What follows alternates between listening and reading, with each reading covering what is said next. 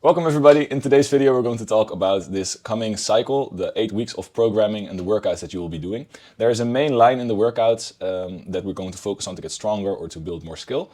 That will be like the top layer of the programming, and then we will have a sub layer underneath, which will be like higher skill movements or other stuff that will complement the bigger line. And that will you see as a high frequency in the workout as well.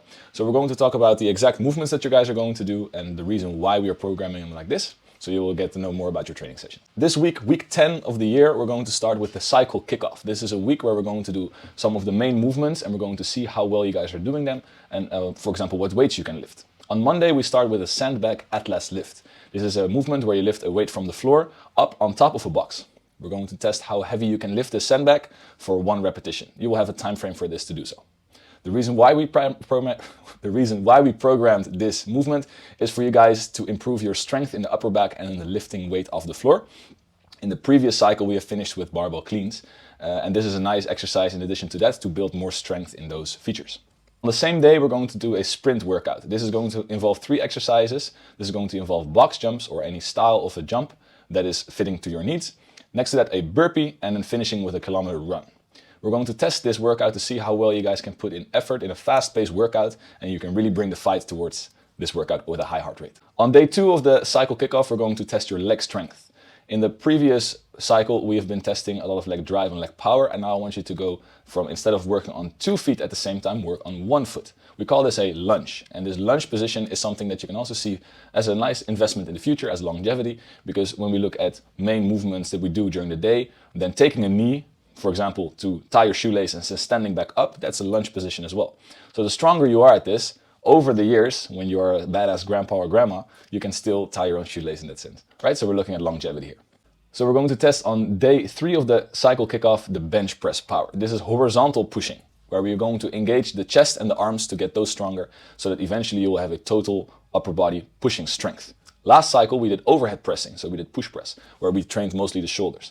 Now we're going to shift it more towards the chest, so we have a nice balance in that. And then lastly, we're going to test your pulling strength. Last cycle we did that too, and we tested max repetitions.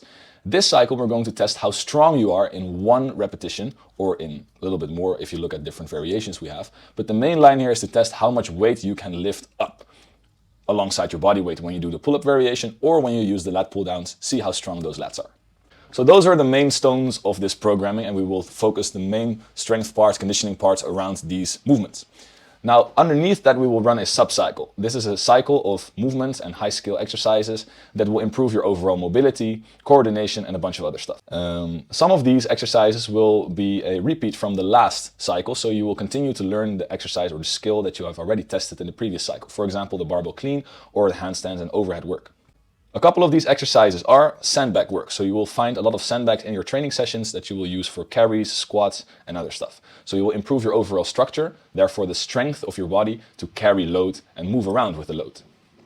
This is very important so that you will not hurt your back more often when you lift a weight, for example, but also to get stronger in general. Next to that, of course, we need to keep practicing complex work, therefore we reprogram the barbell clean in the sub-cycle.